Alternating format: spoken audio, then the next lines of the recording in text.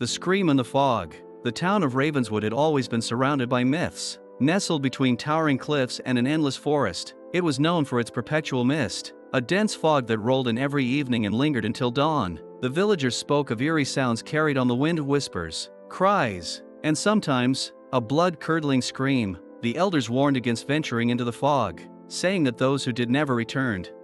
Aidan, a young journalist, had no patience for ghost stories. He thrived on debunking local myths, and the legend of Ravenswood's fog was his next target. Armed with his camera, recorder, and a skeptical mind, he arrived at the village one evening, determined to prove that the so-called screams were nothing more than the wind playing tricks on superstitious minds.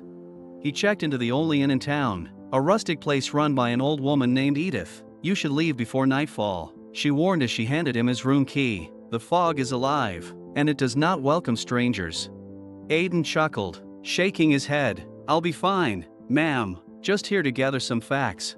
Edith sighed, murmuring a prayer under her breath as she walked away. The other villagers avoided eye contact, speaking in hushed tones whenever he passed. Their fear amused him, but it also made for good material. He would write about how fear controlled their lives. As dusk settled, Aidan grabbed his equipment and stepped into the forest. The mist thickened almost instantly, swirling around him like a living thing. The air turned cold, unnaturally so, and a heavy silence filled the woods. Even the usual night sounds, crickets, owls, rustling leaves, were absent.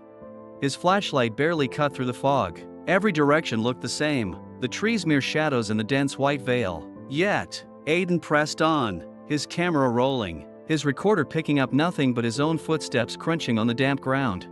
Then, it came, the scream.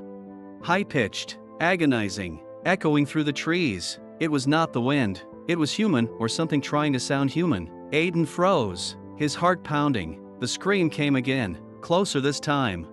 "Hello?" he called, forcing confidence into his voice. "Is someone there?" Silence. Then, the whispers began, faint, unintelligible voices murmuring from all around him. The fog shifted, thickening, pressing against him. Shadows moved within it, just beyond his vision. Aidan's breath quickened. His rational mind fought to explain it, maybe villagers trying to scare him, maybe an echo of his own fears. But then, a figure emerged from the fog.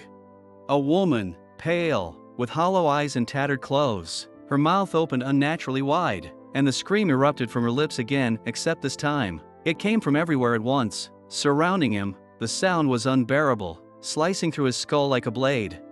Aidan stumbled backward, his camera slipping from his grasp. He turned and ran, the mist clawing at him, the screams growing louder, as if the entire forest was wailing. His flashlight flickered, casting eerie shadows that seemed to reach for him. Suddenly, he burst out of the fog and into the village. The air was clear, the silence deafening. The villagers stood outside their homes, watching him with sorrowful eyes. Edith stepped forward. "You heard it, didn't you?" Aidan panted, still trembling. What was that?"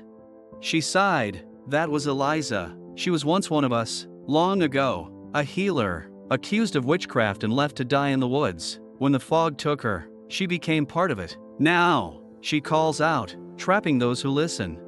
Aidan shook his head. "But I escaped." Edith's gaze darkened. "Did you?" The villagers stepped aside, revealing a mirror on the inn's porch. Aidan looked at his reflection and his blood ran cold. His skin was pale, his eyes hollow, and behind him, the fog coiled like a serpent, whispering his name. He was never coming back. Moral of the story: curiosity and skepticism are valuable, but ignoring warnings and underestimating forces beyond understanding can lead to irreversible consequences. Sometimes, legends exist for a reason.